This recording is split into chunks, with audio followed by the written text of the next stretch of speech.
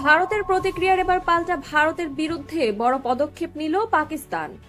যুদ্ধ শুরু যে কোনো সময়। এদিকে লাল গালিচায় হেঁটে নিহতদের ফুল দিয়ে শ্রদ্ধা জানালেন অমিত সাহা। ভারত জুড়ে তীব্র সমালোচনা।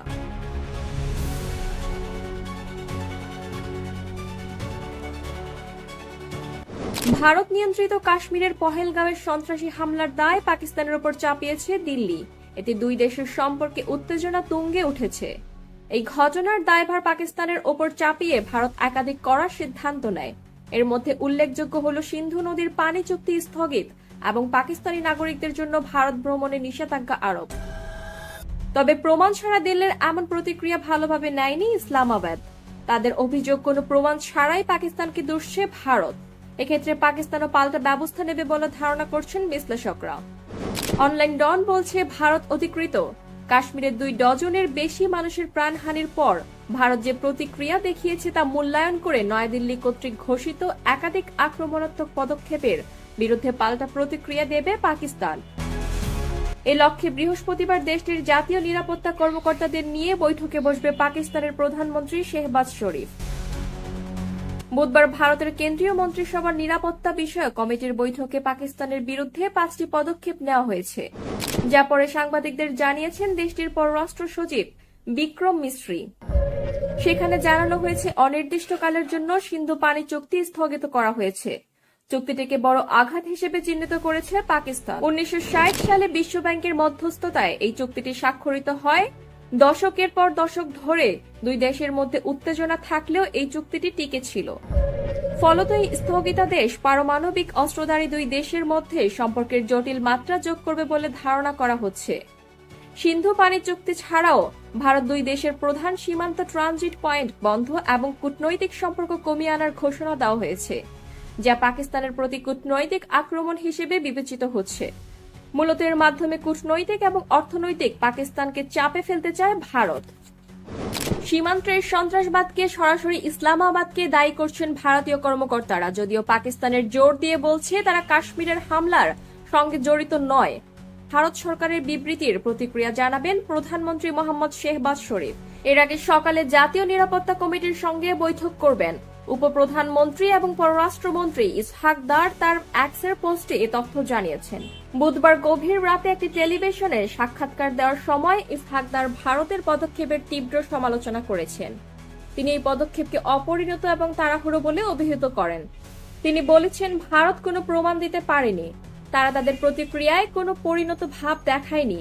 এভাবে প্রতিক্রিয়া জানানো অপ্রয়োজনীয় পদ্ধতি।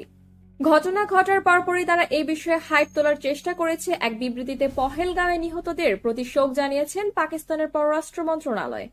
বিবৃতিতে বলা হয়েছে, ভারত অধিকৃত জম্মু ও কাশ্মীরের অনন্তনাগ জেলায় এক হামলার পর্যটকের প্রাণহানির ঘটনায় আমরা উদ্বিগ্ন। নিহতদের নিকটাত্মীয়ের প্রতি আমরা সমবেদনা জানাই এবং আহতদের দ্রুত আরোগ্য কামনা করি। মঙ্গলবার বিকেলে জম্মু ও কাশ্মীরের পহেলগাঁওয়ে সন্ত্রাসী হামলায় 26 জন পর্যটক নিহত হন এবং আহত হন আরও 17 জন। উল্লেখ্য, কাশ্মীর ইস্যুতে দীর্ঘদিন ধরেই ভারত ও পাকিস্তানের মধ্যে উত্তেজনা বিরাজ করছে। সাম্প্রতিক এই ঘটনার ফলে সেই উত্তেজনা আরও তীব্র হয়ে উঠেছে বলে ধারণা করা হচ্ছে। ভারতের সঙ্গে বাণিজ্য দ্বিপক্ষীয় বিভিন্ন চুক্তি ভারতের জন্য পাকিস্তানের আকাশসীমা সাময়িক স্থগিত করার ঘোষণা দিয়েছে পাকিস্তান। কাশ্মীরের পহেলগাঁওয়ে ভয়াবহ হামলায় কমপক্ষে 26 পর্যটক নিহত হওয়ার পর পাকিস্তানের দিকে আঙ্গুল তুলে আগ্রাসী কথাবার্তা বলছে নয়াদিল্লি। তার জবাবে পাকিস্তান আরও কিছু ব্যবস্থা নেওয়ার কথা বলছে। অনলাইন ডন এর আগে জানায়, ভারতের সঙ্গে ওয়াগা সীমান্ত বন্ধ করে দেওয়ার ঘোষণা দিয়েছে পাকিস্তান। ভারতের আগ্রাসী পদক্ষেপের বিরুদ্ধে জাতীয় নিরাপত্তা কমিটি এনএসসি কি ব্যবস্থা নেওয়া যায় তা নির্ধারণ করতে বৈঠক আহ্বান করে। এতে সভাপতিত্ব করেন পাকিস্তানের প্রধানমন্ত্রী শেহবাজ শরীফ। বৈঠকে যোগ দেন সামরিক ও বেসামরিক শীর্ষ পর্যায়ের নেতারা। তাতে পহেলগাঁও হামলার পর অভ্যন্তরীণ ও আন্তর্জাতিক পরিস্থিতি তুলে ধরে আলোচনা করা হয়। একই সঙ্গে ওয়াগা সীমান্ত বন্ধ করা সহ আরও কিছু পদক্ষেপ নেওয়া হয়েছে। উল্লেখ্য, গত মঙ্গলবার পহেলগাঁওয়ে অজ্ঞাত অস্ত্রধারীরা পর্যটকদের ওপর হামলা করে। এতে 26 জন নিহত হন। 2000 সালের পর এটাই সেখানে বেসামরিক জনগণের ওপর সবচেয়ে ভয়াবহ হামলা। ডন লিখেছে, ভারতের বেশ কিছু মিডিয়া আউটলেট হামলাকারীদেরকে দ্য রেজিস্ট্যান্স ফ্রন্ট হিসেবে অভিহিত করেছেন। তারা বলেছে হামলার দায় স্বীকার করেছে। এর ফল হিসেবে একতরফা সিদ্ধান্তে 1960 সালের সিন্ধু ওয়াটার ট্রিটি বা চুক্তি স্থগিত করে ভারত। কিন্তু এই চুক্তিতে মধ্যস্থতা করেছিল বিশ্ব ব্যাংক। এর ফলে কয়েক দশকের শত্রুতার অবসান হয়। ডন লিখেছে বৃহস্পতিবারের এনএসসির বৈঠক হয় প্রধানমন্ত্রীর অফিসে। সেখানে অংশগ্রহণকারীরা জাতীয় নিরাপত্তা এবং আঞ্চলিক পরিস্থিতি নিয়ে আলোচনা করেছেন। বিশেষ করে তারা পহেলগাঁও হামলার বিষয়ে নজর দিয়েছেন। এরপর এক বিবৃতিতে বলা হয়েছে পর্যটকদের প্রাণহানিতে উদ্বেগ প্রকাশ করা হয়েছে। ৩রা এপ্রিল ভারত যেসব পদক্ষেপ ঘোষণা করেছে তা পর্যালোচনা করে কমিটি। এরপর ভারতের এই পদক্ষেপকে একতরফা অন্যায়, রাজনৈতিক উদ্দেশ্য প্রণোদিত, মারাত্মক, দায়িত্বহীন এবং আইনি যোগ্যতা বিবর্জিত বলে অভিহিত করা হয়েছে। এর ফলে পাকিস্তান সবচেয়ে জোরালো যে পদক্ষেপ নিয়েছে তা হল 1972 সালের সিমলা চুক্তি স্থগিত। একই সঙ্গে ওয়াগা সীমান্ত বন্ধ করে দেওয়ার কথা বলেছে তারা। জানানো হয়েছে এই সিদ্ধান্ত তাৎক্ষণিকভাবে কার্যকর হবে। ভারত থেকে এই রুট দিয়ে সব ট্রানজিট স্থগিত থাকবে, ব্যতিক্রম ছাড়া। যারা বৈধ অনুমোদন নিয়ে ওই সীমান্ত অতিক্রম করেছে তাদেরকে আগামী 30 এপ্রিলের মধ্যে ফিরে যেতে ডেডলাইন বেঁধে দেওয়া হয়েছে। সিন্ধু নদের পানি চুক্তি স্থগিত রাখার ভারতীয় ঘোষণাকে পাকিস্তান জোরালোভাবে প্রত্যাখ্যান করেছে। তারা উল্লেখ করেছে এই চুক্তিতে আন্তর্জাতিক বাধ্যবাধকতা আছে। এটা একতরফাভাবে স্থগিত করার কোনো বিধান নেই। এনএসসি বলেছে পানি হল পাকিস্তানের জাতীয় স্বার্থের জন্য গুরুত্বপূর্ণ।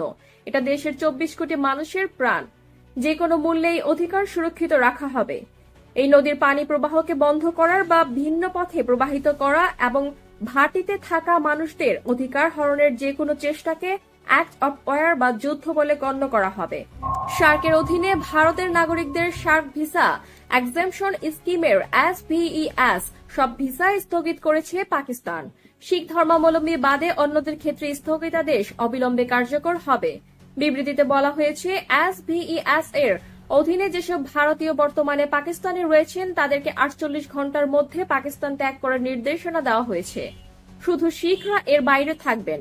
ইসলামাবাদে ভারতের প্রতিরক্ষা, নৌ ও আকাশ বিষয়ক উপদেষ্টাদের অবাঞ্ছিত ঘোষণা করেছে পাকিস্তান। তাদেরকে অবিলম্বে পাকিস্তান ত্যাগ করতে বলা হয়েছে। এই জন্য সময় দেওয়া হয়েছে 30 এপ্রিল পর্যন্ত। এইসব উপদেষ্টার যেসব সাপোর্ট স্টাফ আছেন তাদেরকেও ভারতে ফিরে যেতে বলা হয়েছে। একই সঙ্গে বলা হয়েছে ইসলামাবাদে ভারতীয় হাই কমিশনে কূটনীতিক এবং স্টাফ সংখ্যা 30 এপ্রিল থেকে 30 নামিয়ে আনতে হবে। ভারত মালিকানাধীন অথবা ভারত পরিচালনা করে এমন এয়ারলাইন্সের জন্য ভারতের আকাশসীমা বন্ধ ঘোষণা করা হয়েছে। এই নির্দেশ তাৎক্ষণিকভাবে কার্যকর হবে। আরও জোর দিয়ে বলা হয়েছে যে কোনো মিস অ্যাডভেঞ্চারের বিরুদ্ধে দেশের সার্বভৌমত্ব এবং ভূখণ্ডের অখণ্ডতা রক্ষায় পাকিস্তান তার সশস্ত্র বাহিনী পুরোপুরি সক্ষম এবং প্রস্তুত রয়েছে। আরও বলা হয় পাকিস্তানের জনগণ শান্তির প্রতি প্রতিশ্রুতিবদ্ধ। কখনোই তারা কাউকে পাকিস্তানের সার্বভৌমত্ব, নিরাপত্তা, অখণ্ডতা এবং তাদের অবিচ্ছেদ্য অধিকার কাউকে লঙ্ঘন করতে দেবে না। যে ঘটনা নাড়িয়ে দিয়েছে পুরো ভারতকে। এই হামলায় নিহত হয়েছে 26 জন পর্যটক। এর পাশাপাশি আহত হয়েছেন আরও 17 জন।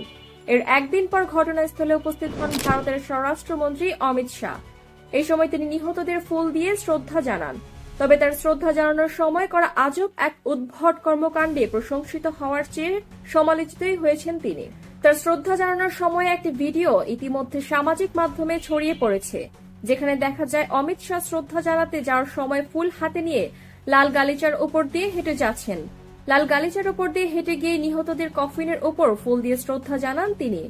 সোশ্যাল মিডিয়ায় ছড়িয়ে পড়া ভিডিওটি দেখে ইতিমধ্যে সমালোচনার জোয়ারে ভাসছেন ভারতের স্বরাষ্ট্রমন্ত্রী।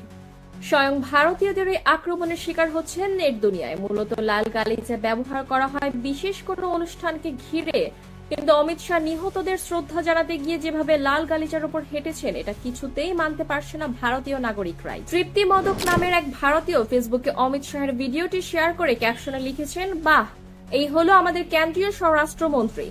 নিহতদের শ্রদ্ধা জানাতেও তার লাল গালিচার উপর দিয়ে হাঁটতে হয়। প্রিয়াঙ্কা আগারওয়াল নামের একজন ভিডিও শেয়ার করে সামাজিক মাধ্যমে লিখেছেন, এটাকে নিহতদের শ্রদ্ধা জানানো হচ্ছে নাকি কোনো দেশের প্রধানমন্ত্রীকে বরণ করা হচ্ছে? ভারতীয় স্বরাষ্ট্রমন্ত্রী অমিত শাহের এমন উদ্ভট কর্মকাণ্ড এটাই প্রথম নয়। মাঝে মধ্যেই উদ্ভট কিছু বলে বা ঘটনা ঘটিয়ে খবরের শিরোনাম হন তিনি। এদিকে কাশ্মীরে ঘটে যাওয়া এই ঘটনায় ভারতীয় সরাসরি দায়ী করছে তাদের চিরশত্রু পাকিস্তানকে। আর পাকিস্তান বলছে ভারত তাদের ফাঁসাতে নিজেরাই এমন ন্যাক্কারজনক ঘটনার জন্ম দিয়েছে। আমাদের চ্যানেলটি সাবস্ক্রাইব করে পাশে থাকুন।